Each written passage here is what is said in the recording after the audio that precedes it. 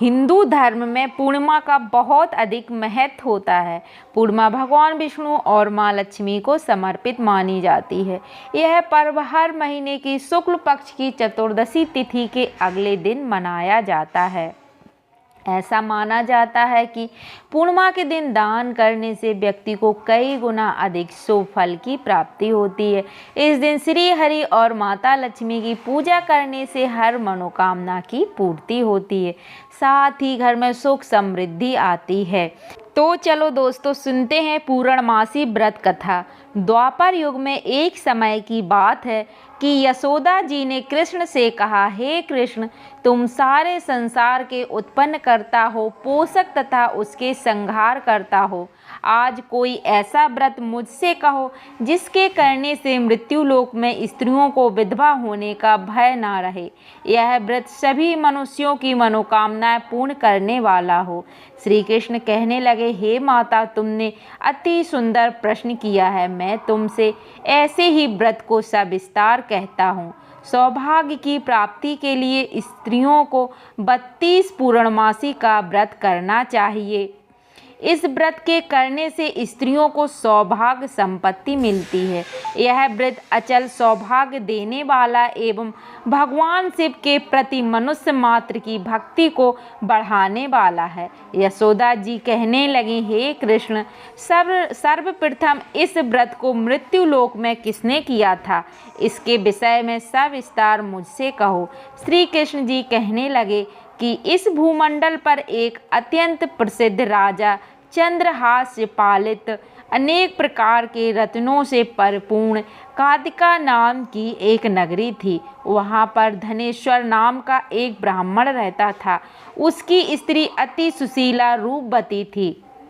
दोनों ही उस नगरी में बड़े प्रेम से रहा करते थे।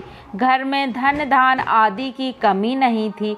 उनको एक बड़ा दुख था कि उनके कोई संतान नहीं थी। इस दुख से वह अत्यंत दुखी रहते। एक समय एक बड़ा तपस्वी योगी उस नगरी में आया।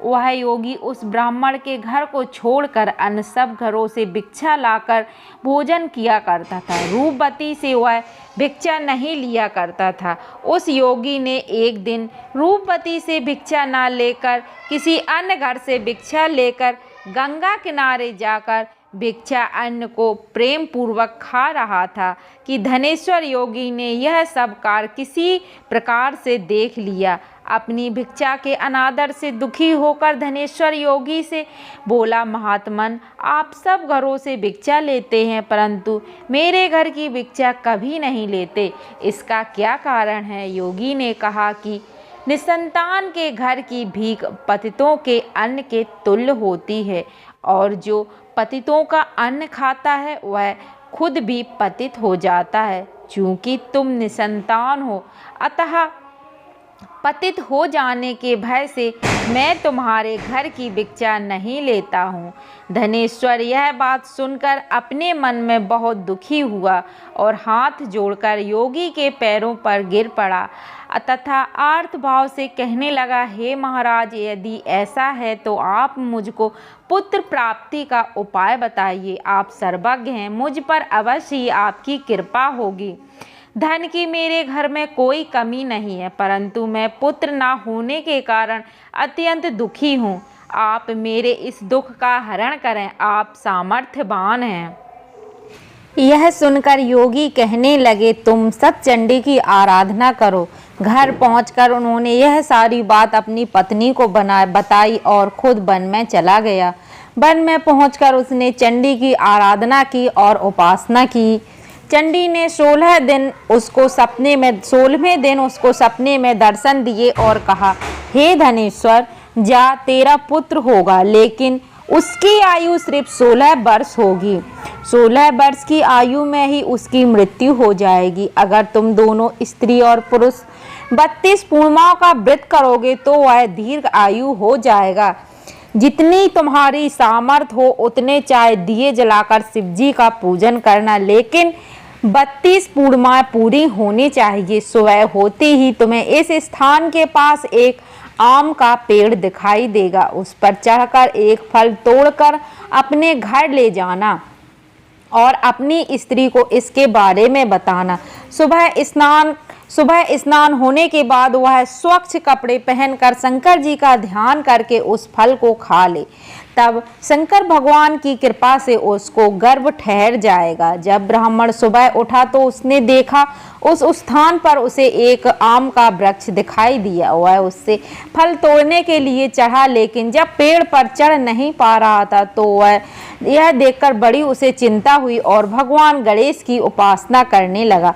कहा, हे दयानिधि, अपने भक्तों का विघ्नों का नाश करके उनके मंगल कार्यों को करने वाले, दुष्टों का नाश करने वाले, रिद्धि सिद्धि की देने वाले, आप मुझे इतना बता दें कि मैं अपनी मनोकामना कैसे पूरी कर सकूं। इसके पश्चात वह पेड़ से फल तोड़कर अपनी पत्नी के पास पहुंचा।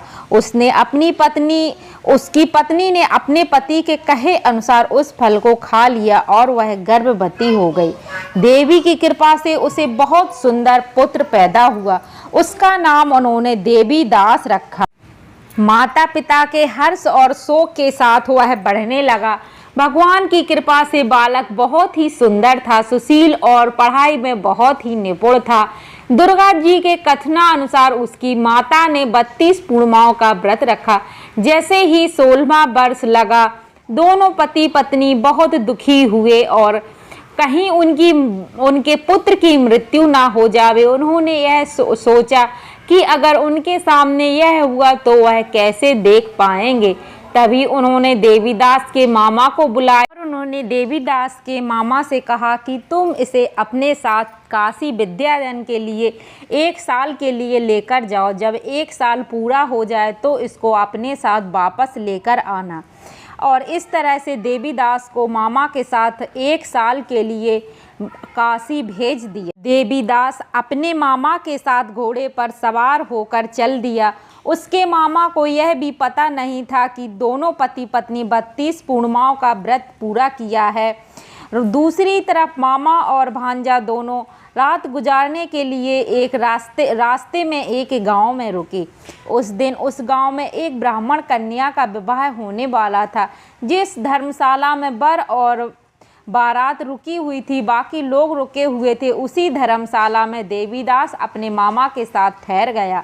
उधर कन्या को तेल आदि चढ़ने के बाद जब लग्न का समय आया तो वर की तबीयत अचानक खराब हो गई। वर के पिता ने अपने परिवार वालों से विचार विमर्श करके कहा कि यह देवीदास मेरे पुत्र जैसा ही है, मैं इसके साथ लग्न करा दूं और बाद में बाकी सारे काम अपने बेटे के साथ पूरे करा दूंगा। ऐसा कहने के बाद वर के पिता देवीदास को मांगने के लिए उसके मामा के पास गए और उन्होंने सारी बातें बताई। मामा ने कहा कि कन्यादान में कुछ भी मिलेगा वो सब मुझे दे दिया जावे। वर के पिता ने बात स्वीकार कर ली और इसके बाद देवीदास का विवाह कन्या के साथ संपन्न हो गया। जब पानी ग्रहण संस्कार हुआ तो देवीदास की आंखों में आंसू आ गए। वह सोचने लगा, न जाने यह किसकी पत्नी होगी। तब वधू ने पूछा कि क्या बात है, आप उदास क्यों हैं। तब उसने सारी बातें पत्नी को बता दी। तब कन्या कहने लगी, यह ब्रह्मा विधान के विपरीत हैं, आप ही मेरे पति हैं, आपकी पत्नी हूँ, किसी अन्य की कभी नहीं। तब देवीदास ने कहा, ऐसा मत करियो, क्योंकि मेरी आयु बहुत कम है, मेरे बाद आपका क्या होगा। लेकिन उसकी पत्नी नहीं मानी, बोली, स्वामी आप भोजन कीजिए। दोनों रात में सोने के लिए चले गए। सुबह देवीदास ने अपनी पत्नी को 4 नगों से जड़ी हुई एक अंगूठी दी और एक रुमाल दिया और बोला, हे प्रिय, इसे ले लो और संकेत समझकर स्थिरचित्त हो जाओ। मेरा मरण और जीवन जानने के लिए यह पुष्प वाटिका बना लो, उसमें सुगंधित वाली एक नव मलिका लगा लो, उसको प्रतिदिन जल से सींचा करो, आनंद से खेलो कूदो।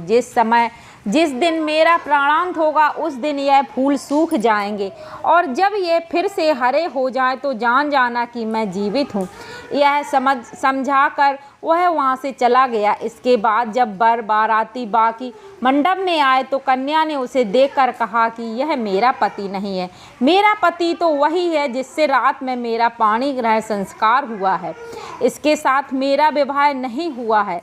अगर यह वही है तो बताए कि मैंने इन्हें क्या दिया है। साथ ही कन्यादान के समय जो आभूषण मिले वह मुझे दिखावे। कन्या की यह सारी बातें सुनकर वह कहने लगा कि यह सब मैं नहीं जानता। इसके बाद सारी बारात अपमानित होकर लौट गई। भगवान श्री कृष्ण बोले, माता, इस प्रकार देवीदास काशी चला गया। कुछ समय बीत गया तो एक सर्प उसको डसने के लिए वहां आया, लेकिन उसको काट नहीं पाया क्योंकि उसकी माता ने पहले ही 32 पूर्णिमा का व्रत कर रखा था। इसके बाद खुद काल वहां पहुंचा। भगवान की कृपा से तभी माता पार्वती और भगवान गणेश आ गए। देवीदास को मूर्छित दशा में देखकर माता पार्वती ने भगवान शिव से प्रार्थना की कि महाराज, इस बालक की माता ने पहले ही 32 पूर्णिमाओं का व्रत कर लिया है, अब आप इसके प्राण वापस कर दो। भगवान शिव ने माता पार्वती के कहने पर उसको प्राण दान दे दिया। उधर उसकी पत्नी उसके लौटने की प्रतीक्षा कर रही थी। उसकी पत्नी ने जाकर देखा कि पुष्प और पत्र दोनों ही सूख गए हैं तो उसको बहुत आश्चर्य हुआ। जब उसने देखा कि पुष्प वाटिका फिर से हरी हो गई तो वह समझ गई कि उसका पति जीवित है।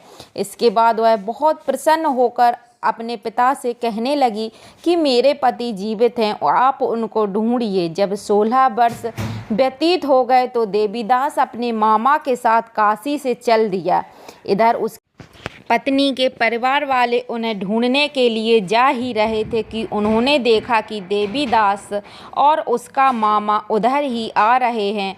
उसको देखकर उनके ससुर बहुत प्रसन्न हुए, उसे अपने साथ घर लाए और वहाँ सारा नगर इकट्ठा हो गया। कन्या ने उसे पहचान लिया। देवीदास ने इसके बाद अपनी पत्नी और मामा को लेकर वहाँ से चल दिए। उसके ससुर ने भी उसे बहुत दान दहेज दिया। जब वह अपने घर की तरफ जा रहा था तो उसके माता पिता को लोगों ने खबर दी कि तुम्हारा पुत्र देवीदास अपनी पत्नी और मामा के साथ आ रहा है। ऐसा सुनकर पहले तो उन्हें विश्वास नहीं हुआ, लेकिन जब देवीदास आया और उसने अपने माता पिता के चरण छुए तो देवीदास के माता पिता ने उनका माथा चूमा और दोनों को अपने सीने से लगा लिया। दोनों की खुशी का कोई ठिकाना ना रहा। धनेश्वर ने बहुत सा दान दक्षिणा ब्राह्मणों को दिया। श्री कृष्ण जी कहने लगे कि इस तरह से धनेश्वर को 32 पूर्णिमाओं के व्रत के प्रभाव से संतान प्राप्त हुई। जो स्त्रियां इस व्रत को करती हैं वह जन्मांतरों तक वैधव्य का दुख नहीं भोगती हैं और सदैव सौभाग्यवती रहती हैं। यह मेरा वचन है। यह व्रत संतान देने वाला और सभी मनोकामनाओं को पूर्ण करने वाला है। दोस्तों, इस तरह से पूर्णमासी की व्रत कथा संपूर्ण होती है। ऐसी ही दूसरी व्रत कथा और त्योहारों से जुड़ी हुई कोई भी जानकारी अगर आप चाहते हैं तो इस चैनल को सब्सक्राइब कर बेल आइकन को प्रेस जरूर से कर लीजिए। मिलते हैं दूसरे वीडियो में, तब तक के लिए हर हर महादेव।